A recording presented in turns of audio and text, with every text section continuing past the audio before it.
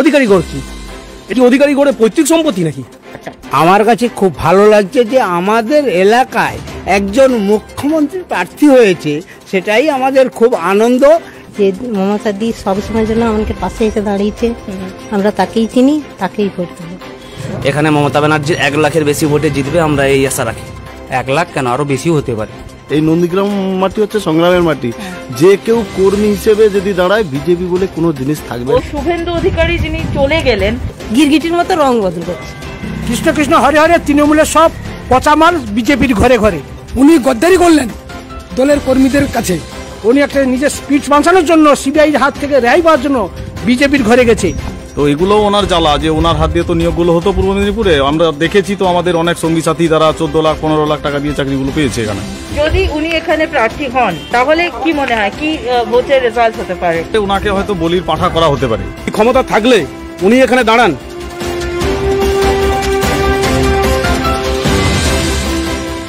নমস্কার, আপনারা দেখছেন দৃষ্টিভঙ্গি, আমি মধুরিমা আপনাদের সঙ্গে। আর এই মুহূর্তে আমি দাঁড়িয়ে রয়েছি নন্দীগ্রামের 210 নম্বর বিধানসভা কেন্দ্রে, যেখানে দেওয়াল লিখন হয়ে গিয়েছে। আমরা জানি রাজনীতির যে উত্তপ্ত হাওয়া চলছে, নির্বাচন সামনে, মমতা বন্দ্যোপাধ্যায় জোড়া ফুল চিহ্নে বিপুল হতে জয়ী করুন, ইতিমধ্যেই দেওয়াল লিখন হয়ে গেছে। আর জায়গাটার নাম যেহেতু নন্দীগ্রাম, খুব স্বাভাবিকভাবেই এখানে এবার নজর হয়তো একটু বেশিই থাকবে রাজনীতির দুনিয়ার মানুষজনের। সাধারণ মানুষজন যারা রয়েছেন এখানে, আমি তাদের সঙ্গে কথা বলে সেই হাওয়াটাই বোঝার চেষ্টা করব যে এবারে নন্দীগ্রামের রাজনীতির যে ভোট চিত্র রয়েছে, সাধারণ মানুষের চোখে সেটা ঠিক কি বা কিরকম। কি নাম আপনার?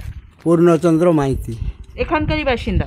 এখানকার পশ্চিম বিরুলিয়া বাসিন্দা। আচ্ছা, তো আপনি ইতিমধ্যেই নন্দীগ্রামে তো দেখা গেছে যে মমতা বন্দ্যোপাধ্যায় নিজেকে প্রার্থী হিসেবে ঘোষণা করেছেন, সেটা সাধারণ মানুষজন হিসেবে আপনার কাছে কেমন লাগছে ব্যাপারটা?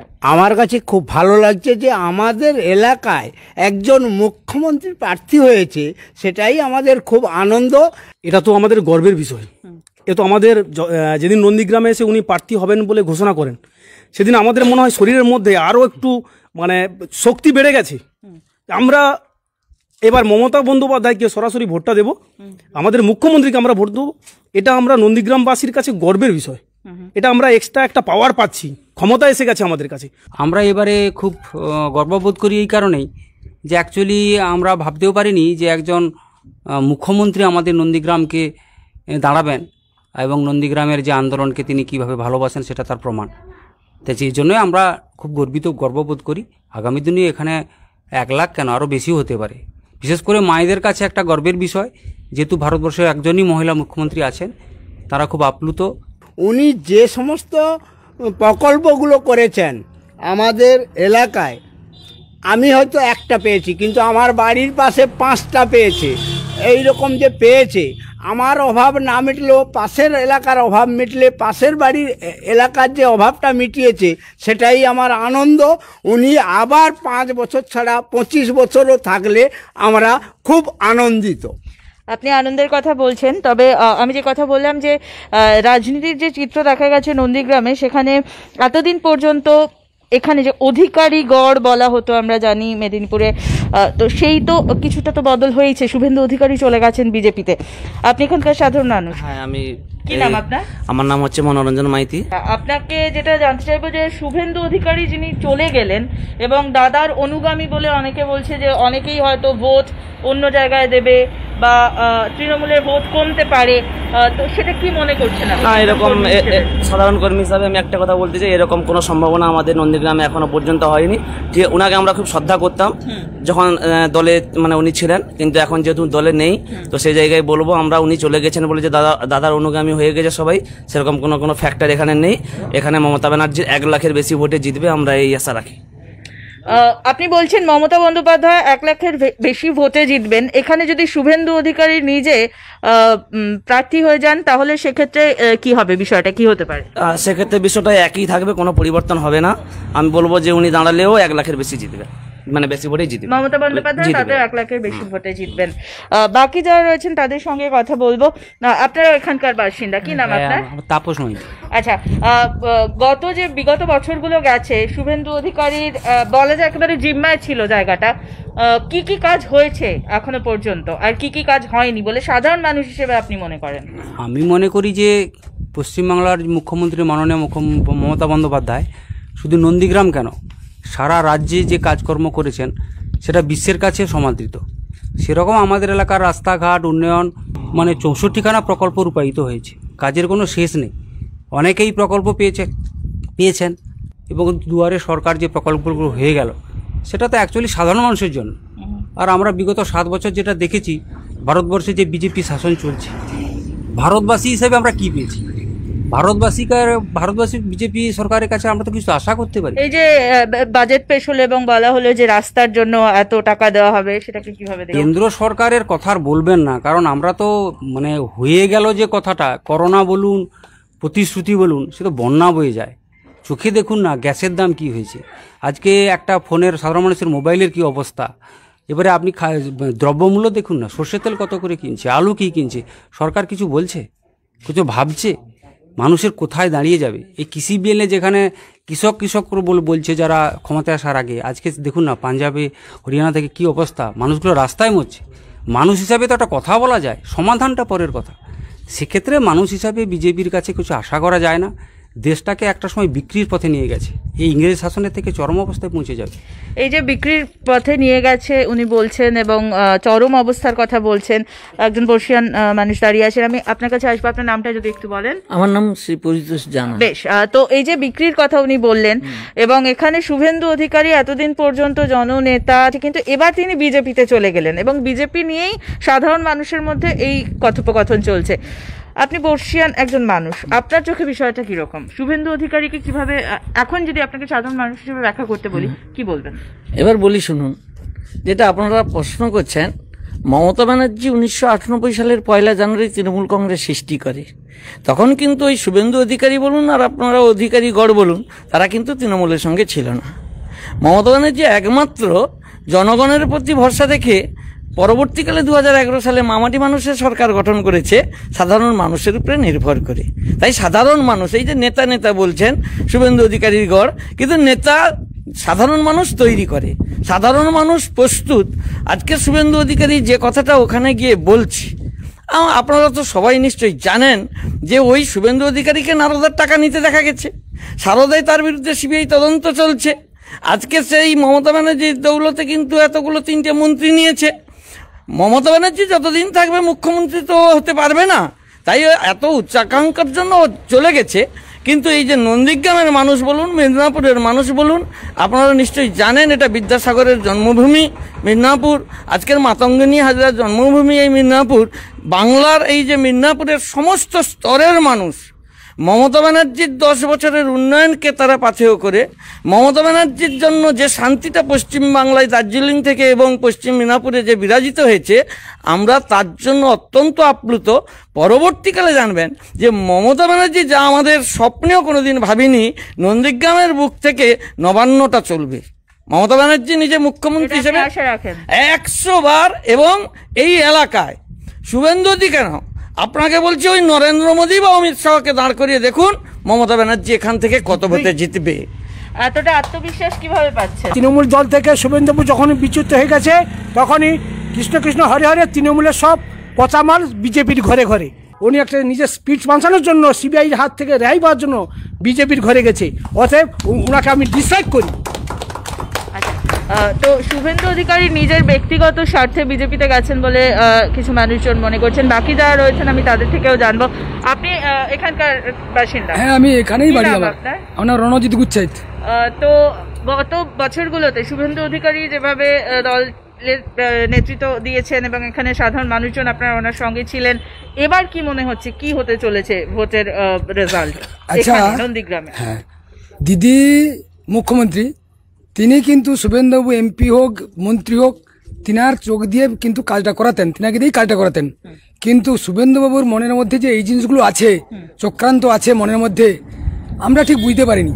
কিন্তু উনি তাল বুঝে নিজে বাঁচার জন্য সারদা নারদার এই এ থেকে বাঁচার জন্য উনি চলে গেছেন, কিন্তু উনি গদ্দারি করলেন দলের কর্মীদের কাছে এবং আমাদের এলাকার নন্দীগ্রামে বাসী মানে জনসাধারণের কাছে। উনি কিন্তু ঠিক কাজ করেননি।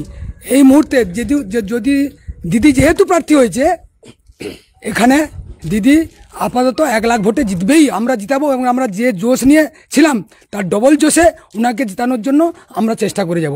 শুভেন্দু অধিকারী কোনো ফ্যাক্টর নয়। শুভেন্দু অধিকারীর গড় বলছেন, অধিকারী গড় কি? অধিকারী গড় কি? এটা কি অধিকারী গড়ের পৈতৃক সম্পত্তি নাকি? এটা নন্দীগ্রামের মানুষ রক্ত খইয়েছে, নন্দীগ্রামের মানুষ মায়েরা স্বামীহারা হয়েছে, নন্দীগ্রামের মানুষ সন্তানহারা হয়েছে, আর সেখানে উনি এসে ফায়দা লুটছেন, বলছেন আমিই নেতা। উনি একটা চর খেয়েছেন, নন্দীগ্রামে একটা থাপ্পড় খেয়েছেন উনি তো কিছু হারাননি। হারালে নন্দীগ্রামের মানুষ হারিয়েছে।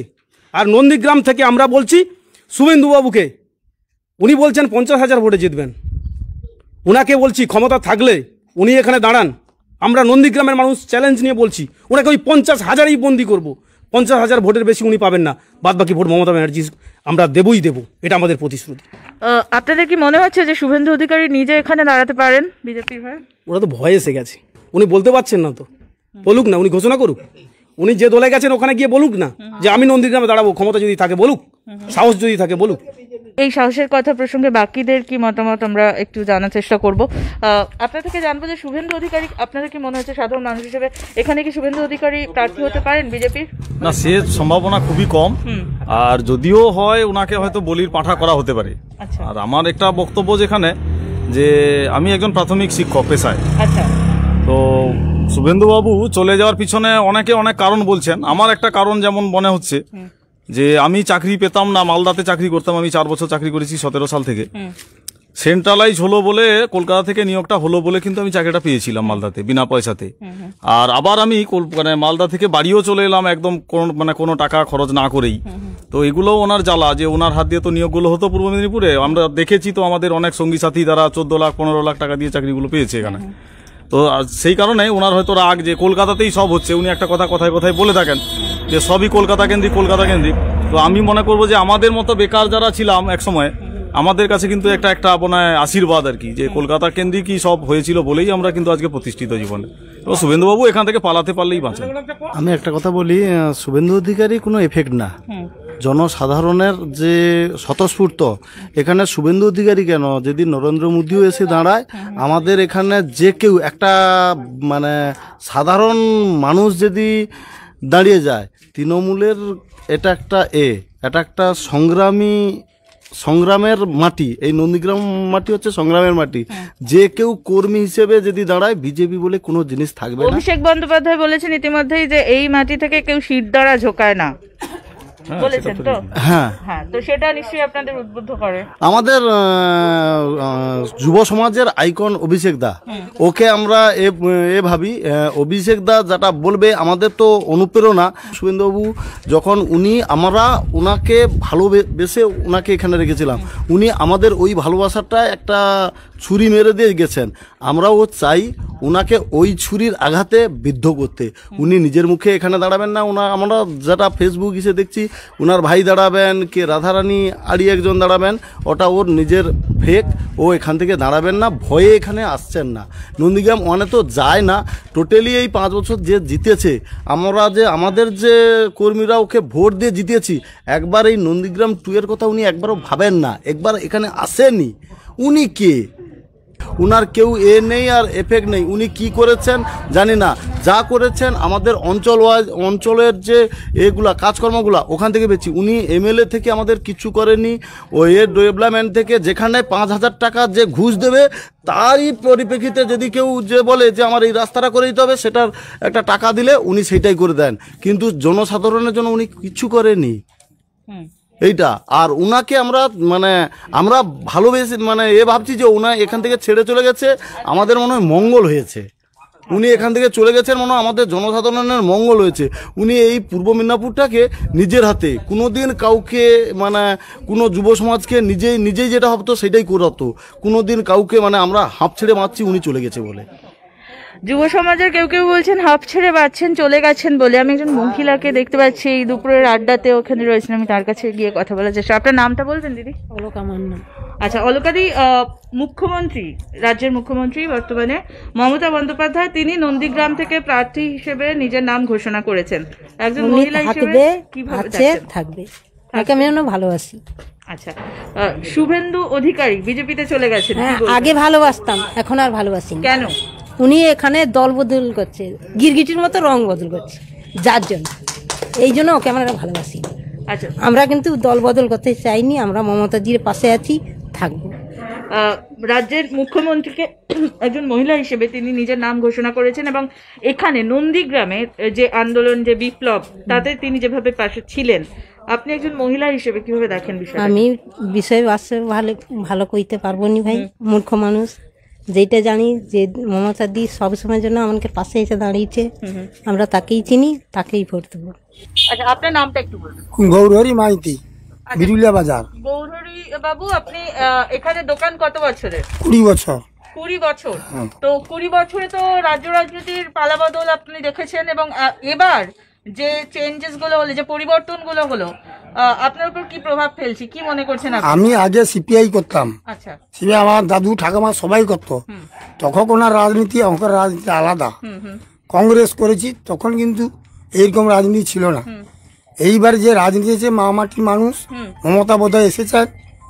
এখন শুনছি কিছু কিছু লোক বলতো অধিকারী গড়, অধিকার কিসের গড়? কার উপরে দাঁড়িয়ে গড় তৈরি করছে? ওই মামাটি মানুষ মমতার উপরে দাঁড়িয়ে বাবার পয়সায় ওই পথ দাঁড়িয়ে দেখাচ্ছে, মার পয়সা, মামাটির মানুষ কার কে উপকার করছে? টাকা দিলে ও চালায়, ও হচ্ছে গিয়ে সব টাকা লুট করে নিয়ে যায়, গরিব মানুষকে দেখে না। আজকের হচ্ছে গিয়ে পিঠ বাঁচানোর জন্য বাইরে চলে গেছে, সিপিএমের বিজেপিতে চলে গেছে।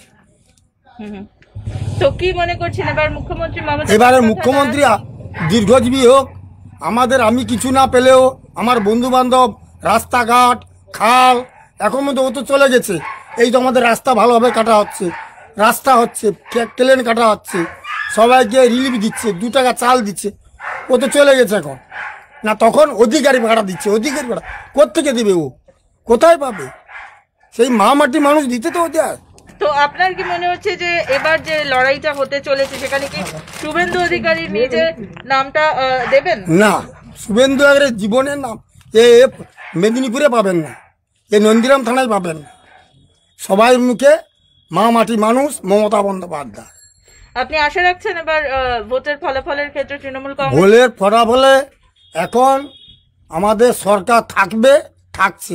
মানুষজন শুধু জানেন যে মুখ্যমন্ত্রী মমতা বন্দ্যোপাধ্যায় এই নামটাই যথেষ্ট নন্দীগ্রামের জন্য, এবং সেই কারণেই এত মানুষজন যেখানে চায়ের দোকানের আড্ডায় আসেন, গল্প করেন, এবং তারা কিন্তু বলছেন যে এবার শুভেন্দু অধিকারী কোনো ফ্যাক্টর নয় নন্দীগ্রামে, কারণ মুখ্যমন্ত্রী মমতা বন্দ্যোপাধ্যায় স্বয়ং নিজের নামটা ঘোষণা করে দিয়েছেন এখানকার প্রার্থী হিসেবে। কাজেই তারা অবশ্যই 1 লাখ ভোটে, অর্থাৎ সেই ব্যবধানে মমতা বন্দ্যোপাধ্যায়কে জেতাবেন বলেই আশা রাখছেন নন্দীগ্রামের মানুষজন। এখন দেখার শেষ পর্যন্ত ভোট বাক্সের রেজাল্ট কি হয়, তবে তার জন্য তো সময়ের অপেক্ষা করতেই হবে। কাজেই রাজনীতির দুনিয়ার গুরুত্বপূর্ণ খবরের সঙ্গে সঙ্গে অন্যান্য বিষয় জানতে অবশ্যই নজর রাখুন দৃষ্টিভঙ্গির ফেসবুক পেজ এবং ইউটিউব চ্যানেলে, সঙ্গে থাকুন।